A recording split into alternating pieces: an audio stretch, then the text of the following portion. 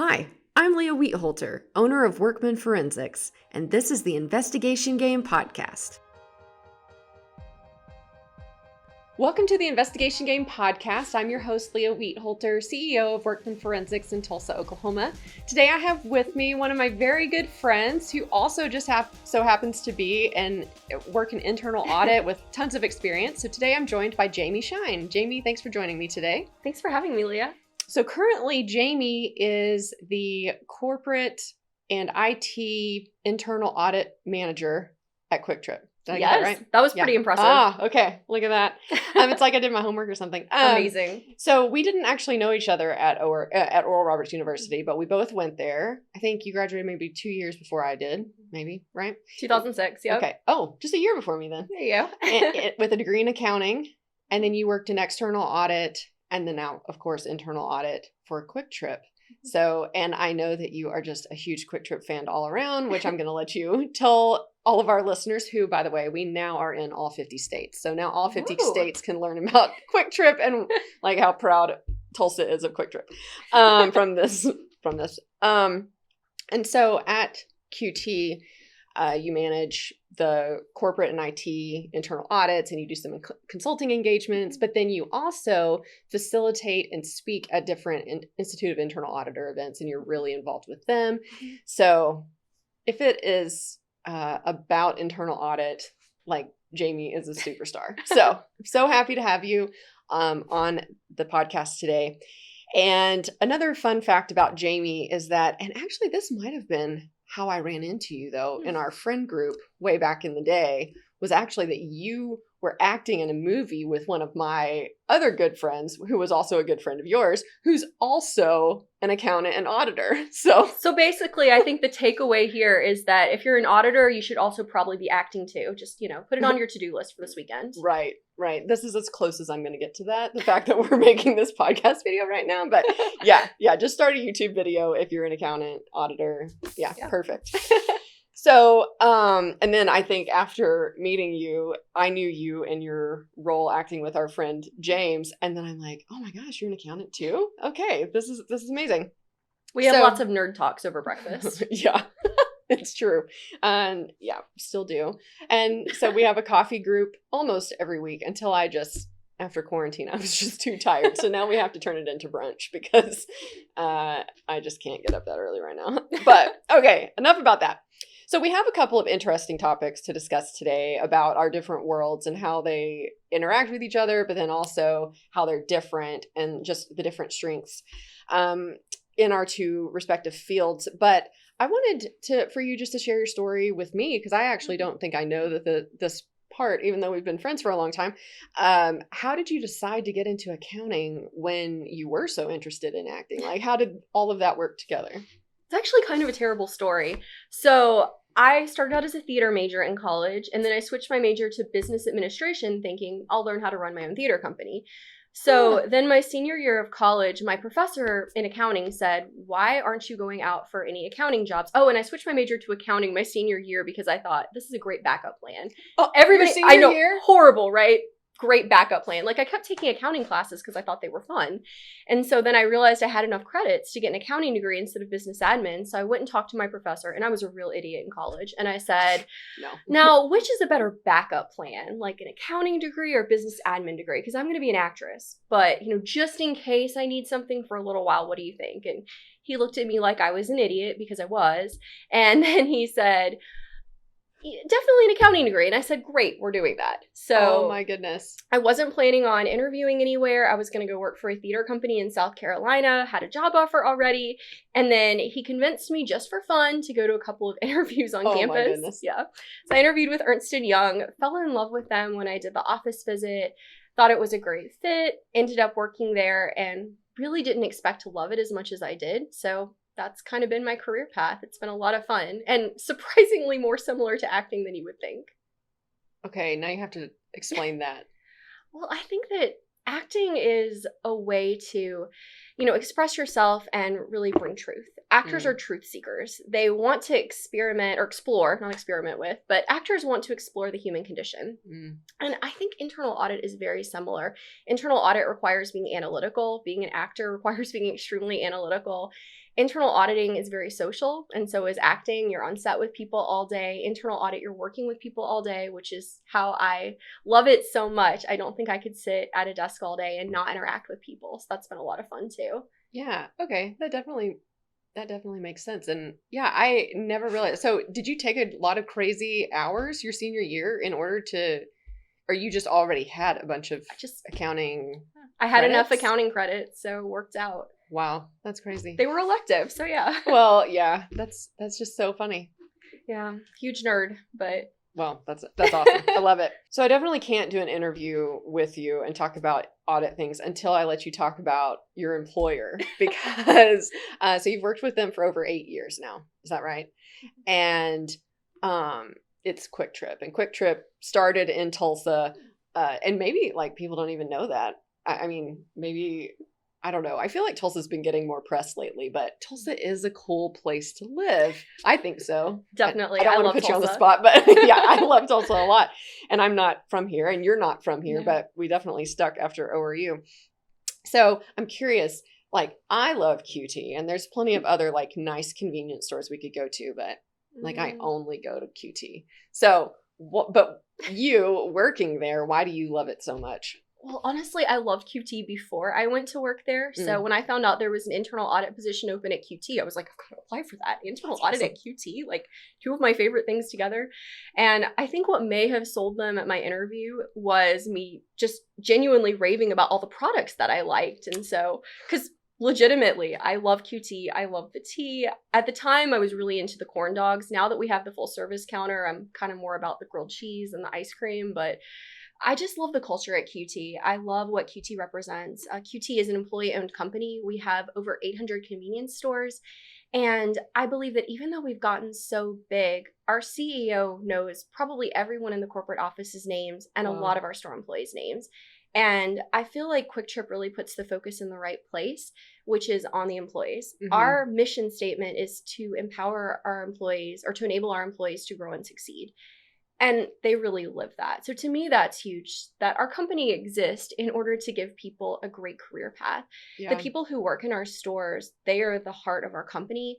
And I love that that is really evident in everything we do. At corporate, we serve them. It's not vice versa. I love that. I know that my role as an auditor is to serve the stores.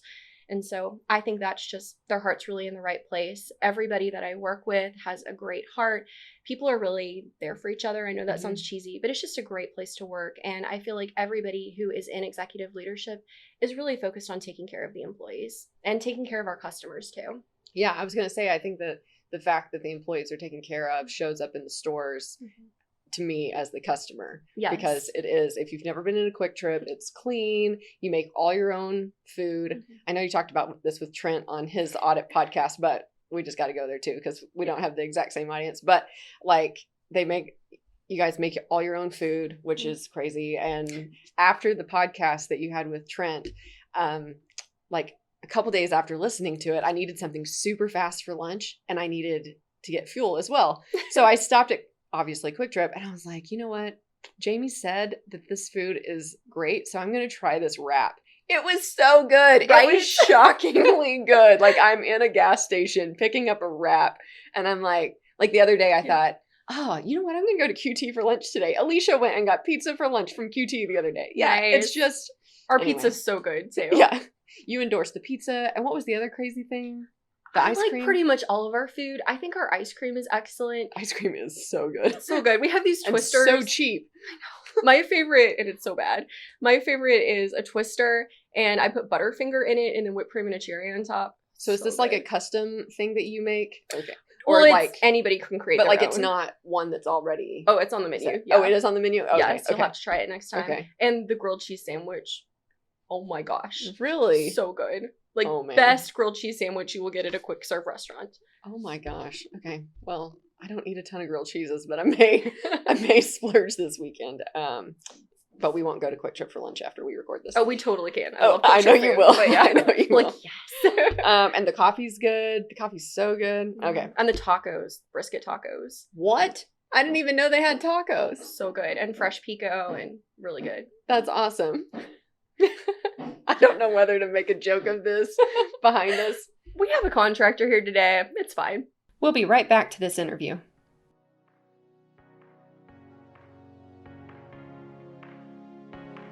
Paradigm Investigations has become known as one of Oklahoma's most prompt, reliable, self-motivated, and experienced investigative firms over the past 14 years. If you are looking for clear and constant communication, expedited evidence with court-ready reports, commitment to excellence and integrity, then make the paradigm shift today. Call Nick Decker at Paradigm Investigations at 918-574-8072 or visit Paradigm OK to schedule your free consultation today. Welcome back to the podcast. Let's go now to internal audit. And external audit. As an auditor, what is a project that you just really enjoyed or that you were really proud of, either external or internal? That's hard because it's all so different and it's also fun. But I would say I discovered a few years ago that even though I love auditing, my favorite thing that I get to do at work is enterprise risk management, or ERM. I love it. It's my passion. It's all fun. I feel like you add value in all internal audit projects. But ERM to me, this is a super nerd moment, but every time I walk into an ERM meeting, that song from Hamilton, I Want to Be in the Room Where It Happens, that starts going off in my head. I'm not even kidding. I have to be like, stop singing this to yourself. Stop singing it. That's awesome. But it happens every time because I do feel like it's part of something so important. And I love getting to be in that room and getting to facilitate those meetings. I love just getting to walk people through those conversations that they may not have time for, because risk management is built into everything that we do, but it also has to be very intentional and proactive. Mm-hmm. So I love getting these executives and subject matter experts in a room together and having them talk about anything that could possibly go wrong in an area, and then what we're already doing to mitigate it, and comparing our current level of risk mitigation to our desired level of risk mitigation and looking at those gaps. I feel like it's been so beneficial for our company. First of all, just in understanding all the risk mitigation we have in place already that maybe some departments weren't aware of, getting us all on the same page, getting us aligned. To me, it's just hard not to get excited about that, getting to look at things from the strategic big picture level. Yeah, and I could see I'm assuming the whole part of acting and stuff that you really enjoyed obviously is a lot of creativity. Mm-hmm. And so I could see being in those meetings being just very creative and like gaining insight into things, but then also looking to improve, which is just such part of a creative, like we do a creative workshop every week. So as you're describing what you enjoy about that, I'm like, oh, Jami would love our creative workshops because we devote an hour of our week where we solve some sort of problem that's going on or look for how can we improve something or how can we create something new? And so, yeah, that kind of sounds like that. So maybe we should call it our like ERM meetings to sound like more corporate or something. I don't know. No, I love that idea. Fun. I love that you do that every week. That's awesome. Yeah, it is a lot of fun. People don't like to miss Mondays because they want to be part of the creativity workshop. So I think we should all roll that out. That's brilliant. Yeah, it is a great way to start the week for sure. So while you've been at QuikTrip, you've mentioned that, like, yes, your job is corporate and IT, financial, internal, or corporate, financial, and then IT audits. But then you've been able to expand that role as well with more like consulting type engagements. So that's what I'm using your words right now, so you can like correct me. I think this is what you called it before. So why do you think you've been given those opportunities, and what have you done? What do you think you've done to kind of position yourself to be in that role where you could tap into more of the creative side of things? I kind of wish I could take credit for it, but I really don't think that I can. I think a lot of that comes down to my boss, Kent, who's our chief audit executive. He's done such a fantastic job of establishing us within the organization as people who want to help. I think sometimes people see internal auditors as gotcha auditors or people who want to catch you doing something wrong. And I think that Kent has established our department from the beginning as that's not who we are. And my goal is certainly never to get anyone in trouble, certainly not to find things. In fact, I love it when I have a clean audit. If there's no recommendations, I'm celebrating, like literally celebrating. One time I brought an audit client a glass or a bottle of wine at the end of an audit because they did so well and I wanted to celebrate them. That's so awesome. I love that kind of stuff. So I think that he's done such a great job of establishing our department as people who just want to help. And when you look at the definition of internal audit, according to the IIA, it's fascinating to me that it does have such a positive definition. It's to enable our companies to achieve their strategic objectives. Everything that we do is about governance, risk, and control, and positioning our companies for success. So I think that just incorporating that into our mindset and realizing that we're here to serve. We are independent, yes, but we're here to serve. We're here to empower the people in these groups. We're here to point out these gaps so that they can meet their own goals, has really enabled us to branch out a little bit. We've always done a lot of operational auditing. We do a little bit of financial auditing, not a lot. Our external auditors help us out there a lot. They're wonderful. And then I also do all of our internal IT audits, which is a lot of fun. But the consulting kind of came about a few years ago in terms of dedicated consulting engagements because Kent, being really forward thinking, realized it was just another way that we could help people out. So we started small. We started with a project in our projects group, which is under store development. They do a lot of construction. We helped them out with something. And then we've done a lot of IT consulting work. And then from there, every time we meet with our executives during our risk assessment meetings, we just ask them, hey, is there anything we could help with from a consulting standpoint? That's been wonderful. I've been really surprised, honestly, in how many people have taken us up on it. It's been a lot of fun. You know, I heard somebody say a long time ago, like, it's amazing what can happen whenever you just say, how can I help? Yes, I love that. I mean, just having that like posture whenever you go into something, I just think that's cool because that does, I can see how that, even just that would set your whole team up for success. That if that's like the culture of your team is that you're going to go help and that you're not the, teacher with this like red pen where you're just marking it up. I gotta admit though, I think you're the perfect person for this job because if I did stuff and I didn't find anything, I would be so sad. Because we get cases where like 95% of the time we're gonna find stuff and we like pride ourselves on finding more than other people, but we're not looking for like process and procedures breakdowns. We're looking to find more money, right? Usually. So that's what we're looking for more. So when you say like, I'm so excited whenever I don't find anything, I'm like, oh, that's like what we do. Like we say we follow patterns and we find money, like that's like what we do. Anyway. Well, we want to find everything that's there, yes. But I love it when there's nothing to find because yes. you're just doing everything wonderfully. Yes, I get that. That's funny. How do you think, well, you kind of mentioned this a little bit if you want to expound on it anymore, but how do you think internal auditors are typically stereotyped? And did you stereotype them before you actually got into it? Honestly, I didn't know anything about internal auditors. No? When I was in college, it really wasn't talked about a whole lot, at least that I knew of as a career path. Yeah. So I went into public accounting. And in public accounting, I saw people leaving for internal audit. So I really had a positive impression of internal audit. I worked a little bit with internal auditors at clients that I worked on, but a lot of them didn't have internal audit groups. But people would leave public accounting, go into internal audit and tell us how much they loved it. So to me, it looked like they were living the dream a little bit. I loved external audit, especially my last few years. I worked on an amazing team, had an incredible boss, and learned so much. But something that I love about internal audit is that we get to work with just one client.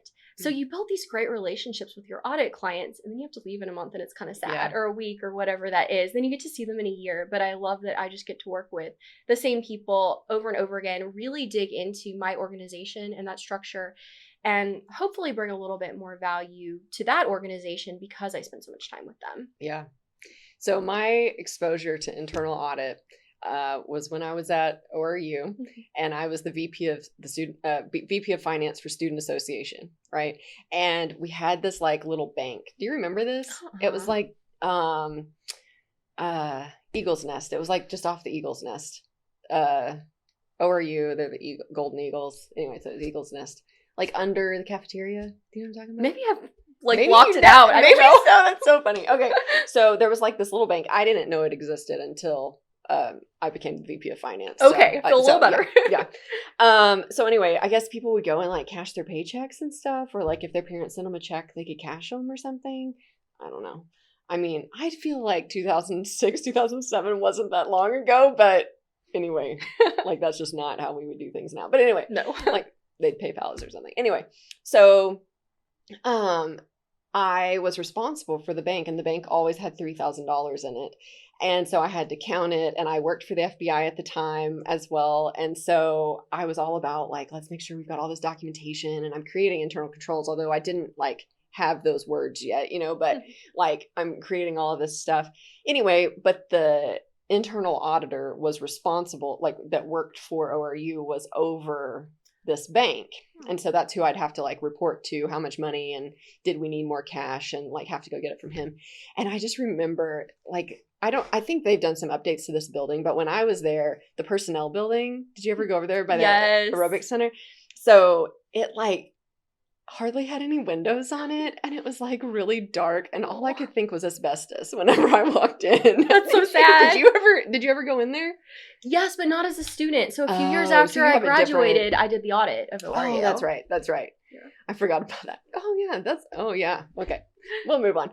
So I was like, so I would go in, but he didn't get to office with everybody else because he was internal audit. And so he like literally was like by himself in this little office just as you walked in. And I just remember his office was always super dark, and it had like dark paneling. And that was my view of internal audit as a student. I felt so bad for him. I felt bad for him. And I think he'd been there forever. I don't even remember his name. But I just remember thinking like, wow, like I guess they really are considering you as a third party, like you are just completely by yourself over here. Anyway, completely independent, I guess. That was my original stereotype of internal auditors. I mean, definitely when I tell people I'm an internal auditor, sometimes I get looks like, I hear a lot of the time, you don't seem like an internal auditor. Oh, gosh. Which I used to take that as a compliment, and I was like, wait a minute, but internal auditors are really cool, so I don't know what to think about that. Or people think that internal auditors are fuddy-duddies, which we're not. No, you're not. We love to have fun. I think sometimes people think that internal auditors are extremely straight-laced, like we're rule followers. Mm-hmm. And that can sometimes be true. I'm definitely a rule follower. I wouldn't say that we're straight-laced, but we can be rule followers. And it's funny. So I'm on the Chapter Relations Committee, the CRC for the IIA, the Institute of Internal Auditors. And we will tell auditor jokes on ourselves all the time. But if there's like a spelling or grammar mistake, we will point it out. We will notice it. So like we will find anything that doesn't make sense. I won't go into it, but you did audit me on a text that I sent our group. Remember, like just a few weeks ago, you're like, I'm going to be the auditor for a second. I don't think that is a legit post. I'm like, that's true. Oh my gosh. I like put my fraud examiner's hat down to the side just for a second and fell for a stupid post. Anyway, I completely forgot. I did not share it on social media. I just sent it in our group text. It was completely fine. But she did fact check me. I know. Okay, so one of the things we really wanted to talk about today was like what is similar and different about, and like how do these two worlds intersect of internal auditing and fraud investigation. So I'd like to know, how are they similar? How are they different? How do they intersect? And just kind of get that conversation started. Okay, perfect.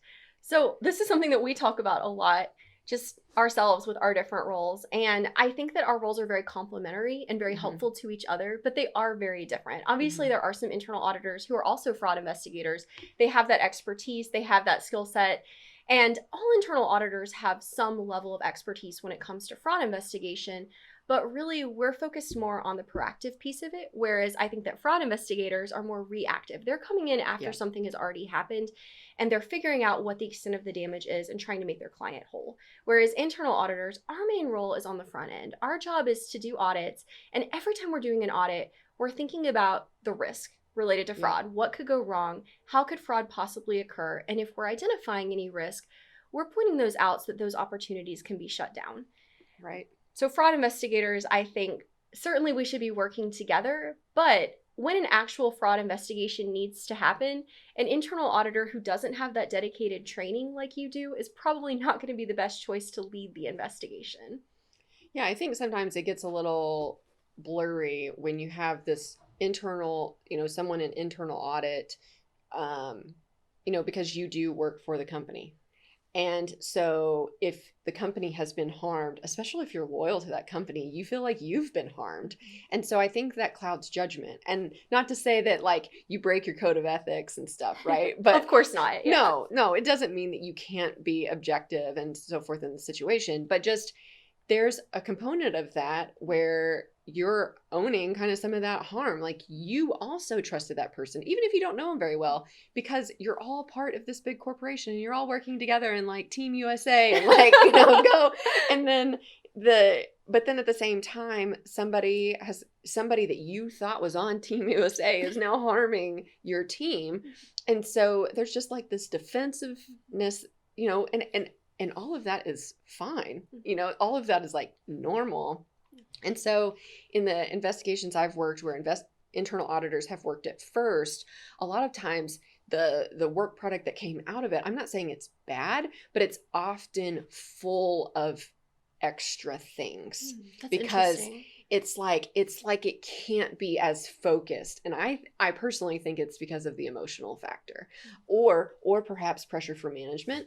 Because management feels so robbed. So then the internal audit is trying to do their best to take care of that, whatever pressure they have there, which is not bad. It's just a very emotionally trying situation. I mean, I can't tell you how many clients that we have that go through like massive embezzlements and they lose sleep. The next time I see them, they've lost hair or it's grayed it's a significant amount of stress. And so I think that working inside of that company, that just makes it where you can't necessarily get to the desired outcome.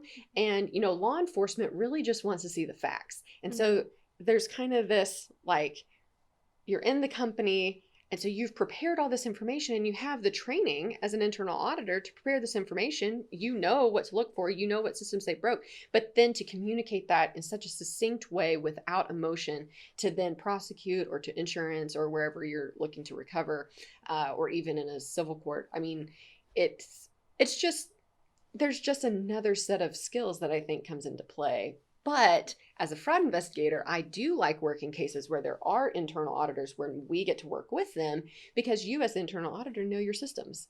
That's true. So when we say we need a payroll report, can you get that completely in Excel? We're going to have a little better success at getting exports than if we were working with somebody else in the organization because we speak similar languages, Definitely. Even if we have different niches. I agree. I think that there can be a great complementary relationship and a lot of collaboration between your fraud investigators and your internal auditors. Mm-hmm. I think that it can be challenging for us as well doing the actual investigation because we're trained in how to do an interview. We're not trained in how to do interrogations unless, again, your internal auditor is also like a CFE or a dedicated fraud investigator. Yeah. But most of us, we're used to having very open-ended conversations. We're used to asking probing questions and follow-up questions.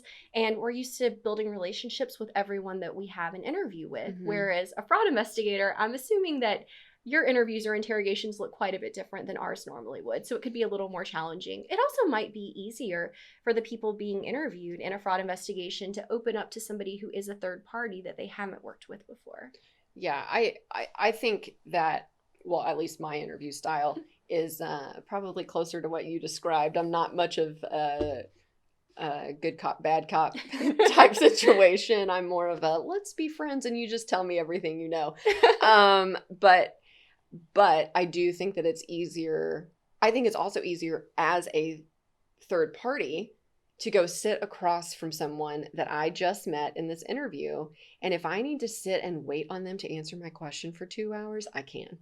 And I don't care if it's weird because I am a third party. Mm-hmm. As opposed to if I have to do that with somebody that I know on my staff, so different, like so different. I would prefer to bring somebody in. Okay, you need to get this information out of them. You just go in there and you stare them down. When it's not like when you don't already know these people or you don't already feel part of like a family or a culture.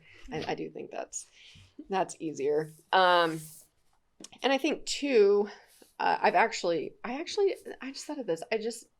I was on the defense side of an embezzlement where the embezzlement case was worked by the company's internal auditors. And so I worked the defense of that work. And my client, the charges were dropped, actually, because the internal auditors weren't independent enough. And I'm not saying that that's characteristic of all internal auditors. It's just an interesting, I had never thought about that part of that case before, because the fraud the alleged fraud was reported by a coworker of my client.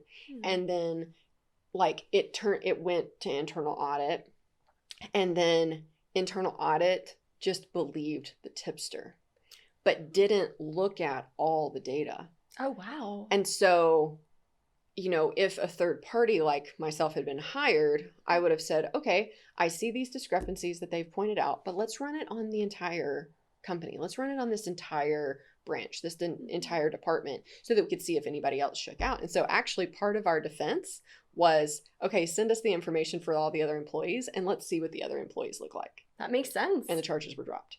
That's so crazy. That's just one of the things that I think there's just this, internal auditors have a difficult line to walk, because you, just like you said, you work for the company, but then you also are supposed to be independent. Yeah. And so that's a delicate balance. It's a fine line. It's something that we talk about constantly, and it's always at the forefront, especially since I think all audit shops, and I know ours in particular, has really been moving towards taking more of a collaborative approach to auditing, which we still have to maintain our independence. We still have to maintain our objectivity, but it really is at the forefront that we're on our client's side, and they need to understand that. Mm-hmm. Now, granted, I do think that in that case that you're talking about, the internal audit department should have been more objective. That's a little sad and scary to me, but probably like worst case scenario. Definitely, definitely not normal. That is not normal. But I do think that as auditors, we do tend to, and we should, in our audits, we're so focused on root cause analysis because we need to be. That's what's important with a long-term relationship with a company. Mm-hmm. If something goes wrong, the first thing I'm thinking is, well, how did this happen? And how do we fix it? Yep. We like to fix things. And obviously, because of independence, we can't be the ones actually putting the fixes into place. Right. But we're always thinking about that end goal. How do we fix things? Whereas I think for a true fraud investigation, the goal isn't necessarily, or the main goal isn't necessarily to fix things from a control standpoint. It's figuring out what's the damage, how do we make restitution to my client? So I think we have different objectives. Yes, for sure. And I like that when you're looking at the fraud triangle, I'm looking at the fraud triangle to decide what's the most efficient way to find the evidence and the facts and the data to support what this, like, how did this person do it and how much? And then how are we going to help recover, just assist in the road to recovery on this? I think internal auditors are looking at the fraud triangle. You're focusing on opportunity, like you said, but you're setting your team up to win. You're even like protecting the people in your company from themselves. Yes, very much so. So by limiting and removing those opportunities or catching it before it's a $10 million problem. Yeah, right? Definitely having those detective controls. But something that we always talk about, preventative controls are better than detective controls, but you still need the detective controls because preventative controls fail sometimes. Yeah. But our main focus is getting those preventative controls in place, making sure that it can't happen to begin with, or that it's very difficult to happen to begin with. And then do we have those detective controls in place on the back end? And I do think that we're very effective in working with fraud investigators to figure out, okay, this is what happened. How do we shut it down next time? So I think that something internal audit should be doing anytime a fraud is discovered is doing a look back, maybe facilitating it with management and saying, okay, and I think we can also do this very tactfully as internal auditors because we're part of the company. How did this happen?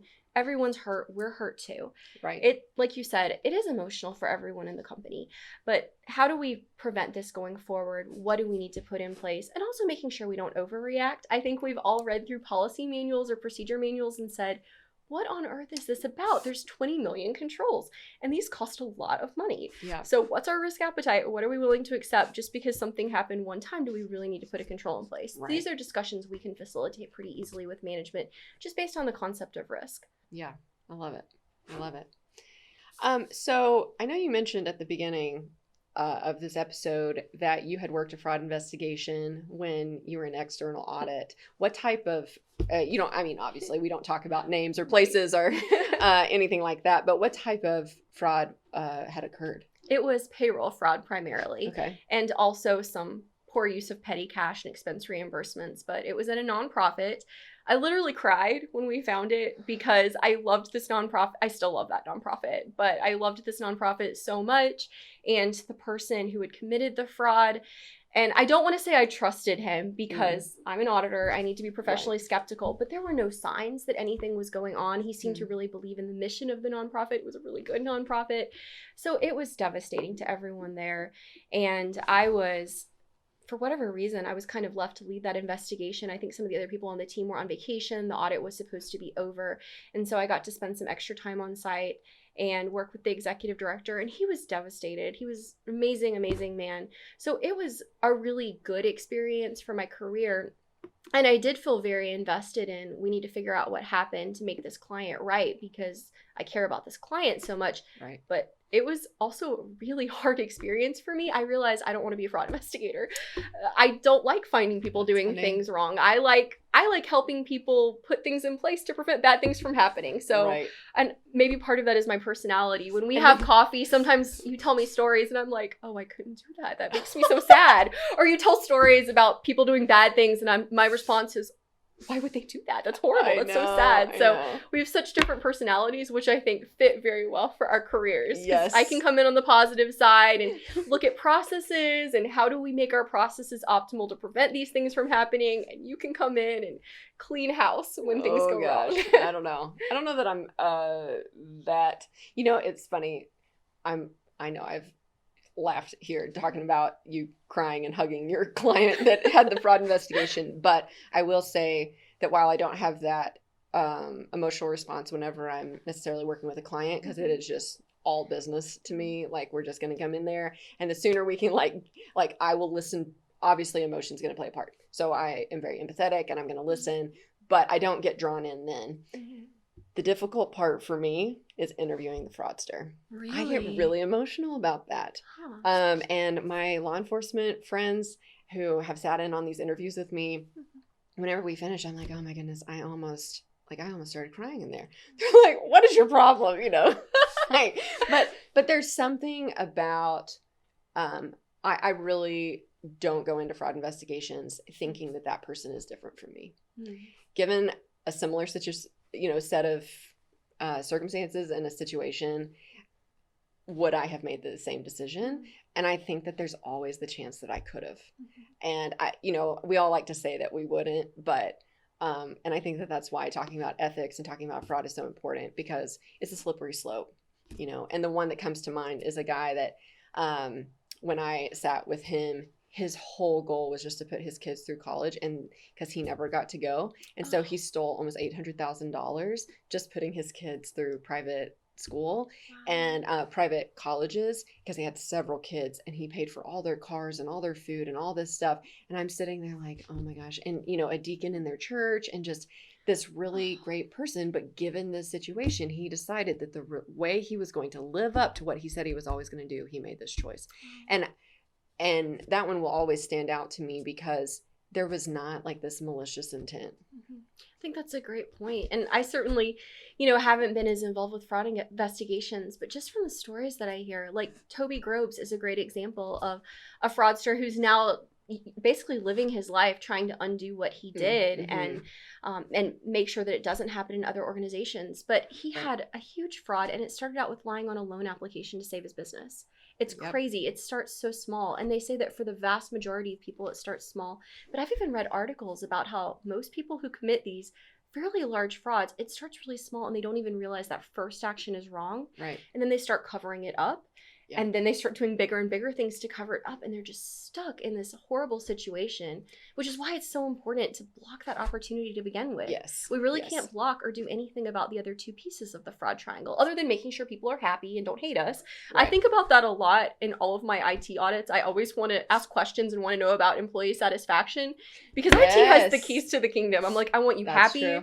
I want to make sure that you love everyone in your company and that you work with. If you have any problems with morale, I want to know about them so we can get these fixed, because we need you happy with us. Right. It's so true. Oh, man. I mean, yes. Gosh, IT audit would be a whole nother discussion. They're so fun.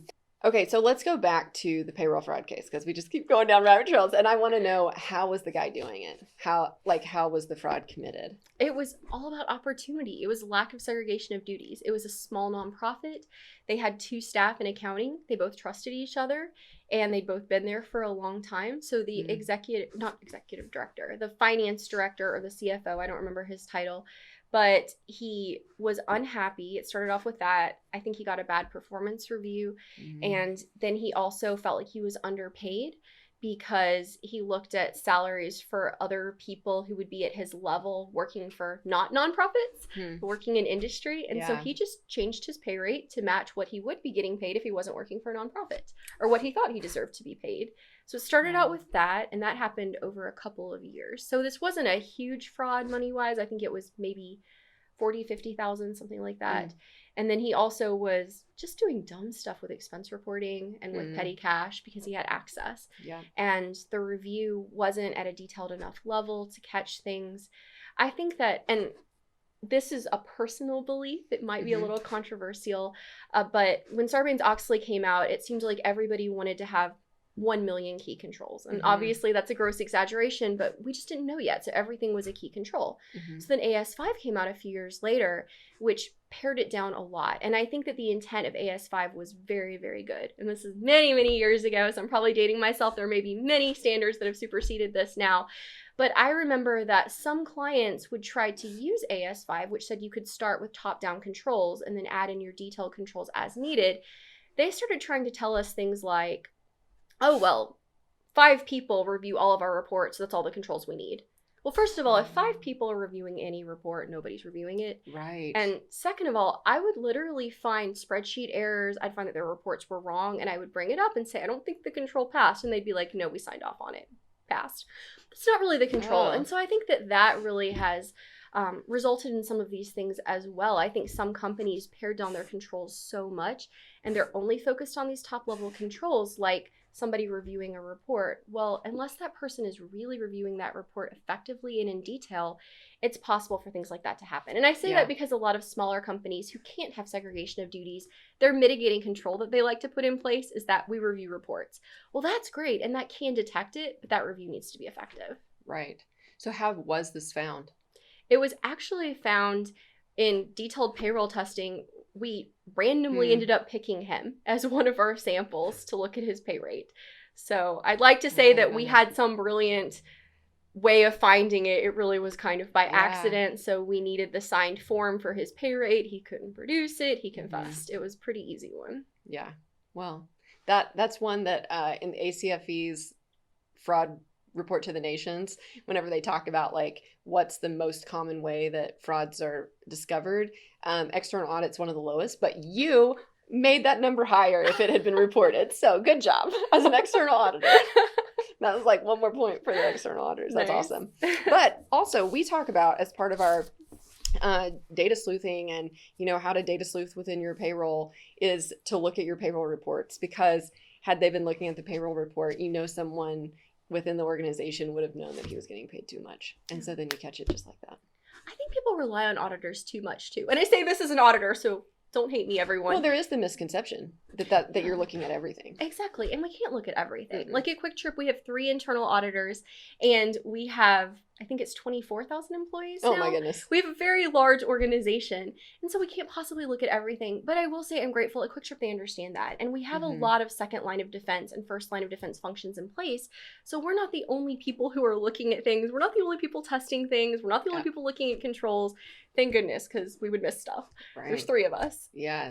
But I mean, that's just like way too much if you don't have those other processes or systems in place. So you have to have a strong second line of defense. And so for those smaller companies, that can be challenging to do. Absolutely. But so often people think, and I think especially about external auditors, I don't know why, oh, well, there can't be a fraud because they didn't catch it. Well, that's not what they're testing for. They're not testing. They're testing to make sure that your financial statements are materially correct. Right. And materially is a big word there, because when you look at financial statements, your materiality threshold can be very high in external audit, and it should be. They're doing their job, but their job isn't designed to detect all fraud. And so many people have that misconception about auditors, that we're specifically looking for any type of fraud and testing for it, and it would be found by us if it exists. Yeah. And it's just, that's not even economically feasible. Can you imagine how much those annual audits would be? Because fraud lies in the immateriality. Oh, that's so true. That's such a great point. I'm going to quote you on that. Okay, you can. We can do a hashtag too or something. Anyway. There should definitely be a hashtag. Well, this has been awesome. Thank you so much. I feel like we probably could talk about this forever, but we'll leave just a little for Alicia to edit out and get it down to our normal length. But this has been great. Thank you so much for being here and for participating in a video podcast today. That's so exciting. It's been a pleasure. So if anybody has any questions about what we talked about today, or maybe even anything related to IIA or I don't know, QuikTrip, but or internal audit, what is one of the best ways for them to connect with you? Oh, well, you can definitely connect with me on LinkedIn, or you can email me at jshine, JSHINE, @QuikTrip.com. Unless you absolutely hated everything that I said, in which case my name is Leah Weedholter. Oh, kidding. Right, they already have my contact information. Yeah, right, exactly. Right. So, you can explain to her. Right. Or Alicia. I'll send you on to Alicia. Perfect. She's so positive. She'll spin it. Well, thanks again. We'll put your LinkedIn link and email in the show notes. And it's been a pleasure. Thanks for joining me. Thank you so much for having me. The Investigation Game podcast is a production of Workman Forensics. For more information about the topics we discuss on each episode, please visit workmanforensics.com. If you enjoy this podcast, please make sure to subscribe and leave us a review. You can also connect with us on any of the social media platforms by searching Workman Forensics. If you have any questions, comments, or topic ideas for the podcast, please email us at podcast@workmanforensics.com.